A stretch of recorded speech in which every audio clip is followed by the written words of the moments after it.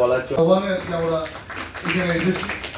তো সকলকে আমি ধন্যবাদ জানাবো। সভাধিপতি ম্যাডাম খুব ভালো কথাটা বললেন যে বিয়ের আগে আমরা অনেকে ঠিকুজি পরীক্ষা করি, সেটা না করে যদি আমরা রক্ত পরীক্ষাটা করি তাহলে থ্যালাসেমিয়ার যে রোগ, যে ভয়াবহতা আমাদের এমএসবিবি স্যার বলছিলেন, করেছিলাম।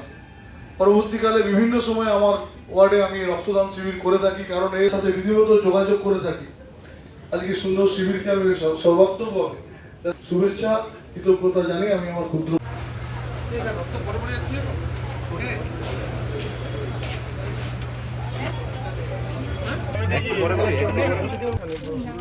হচ্ছে না না রক্ত না প্রবলেম হচ্ছে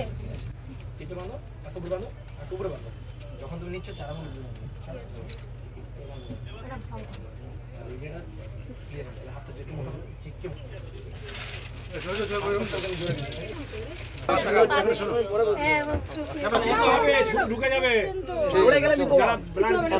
জানি তো ভালো করে দিতে পারছি তো, তুমি করোড়পতি মানুষ। জানাতে দাও কথা বলবো বিপ্লব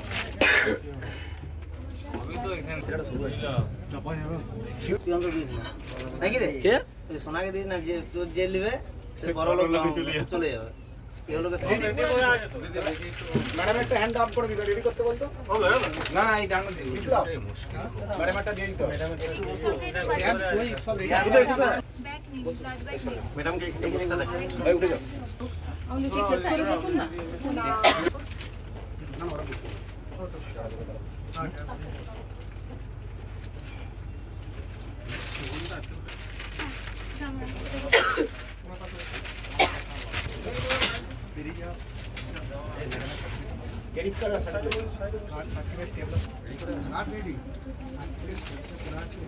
কতক্ষণ পোস্টে হইল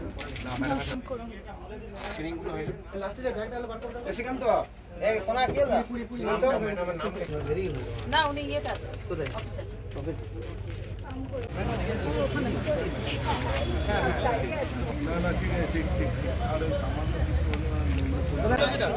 হ্যাঁ দাদা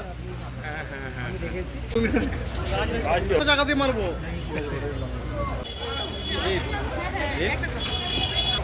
আমার বলছে একটু চলে মনটা খারাপ।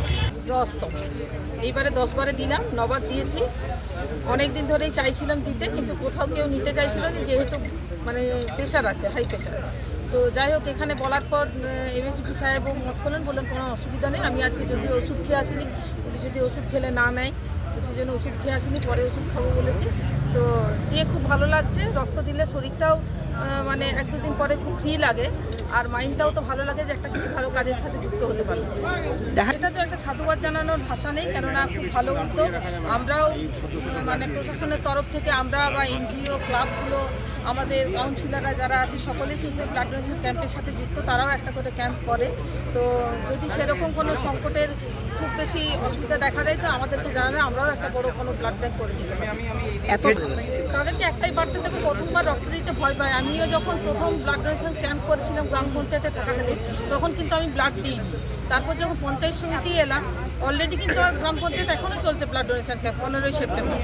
পঞ্চায়েত সমিতি আসার পর যখন আমি ব্লাড ডোনেশন ক্যাম্প শুরু করবো বলে উদ্যোগ নিলাম, তখন আমার হাজব্যান্ড জানালেন যে এত লোকের রক্ত নেওয়া হচ্ছে, তুমি জোর করে করে সকলের কাছে রক্ত নিচ্ছ, ভয় ভাঙাচ্ছ, তো নিজে কোথায় দিচ্ছ। তো বলার পরে আমার একটু লজ্জা লাগলো যে সত্যি কথাই তো, যে আমি সভাপতি হয়ে আমি ব্লাড দিচ্ছি না, অন্য অপরের কাছ থেকে ব্লাড নিচ্ছি। তো ভেবেছিলাম ব্লাড দেবো। তো আপনাদের কাছে বলতে কোনো আমার দ্বিধা নেই, আমি বোধহয় 7 দিন ঘুমোতে পারিনি ভয়ে, যে ওই মোটা সুস্থ শরীরে ঢুকবে প্রতি ভীষণ ব্যথা। কিন্তু কোনো কিছু না, প্রথমবার দিতেই একটু ভয় লাগে, তারপর যে একবার দিয়ে দেবে সে নিজে স্বেচ্ছাতেই কোথায় ব্লাড ডোনেশন ক্যাম্প হচ্ছে জেনে সেখানে দিতে চাইবে। প্রথমবার দেওয়াটা একটু তাকে একটু উৎসাহিত করা।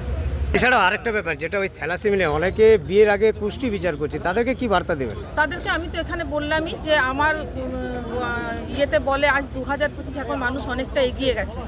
কুণ্ডলী বিচার না করে যদি ব্লাডটা টেস্ট করিয়ে বিবাহ দেওয়া হয়, তাহলে কোথায় কারা থ্যালাসেমিয়া বাহক আছে সেটা আমরা চিহ্নিত করতে পারবো। তাহলে থ্যালাসেমিয়া যে পেশেন্টগুলো তৈরি হচ্ছে সেগুলোর থেকে অনেকটা আমরা মুক্তি পাবো, আমরা সমাজকে সুস্থ বাচ্চা একটা উপহার দিতে পারবো।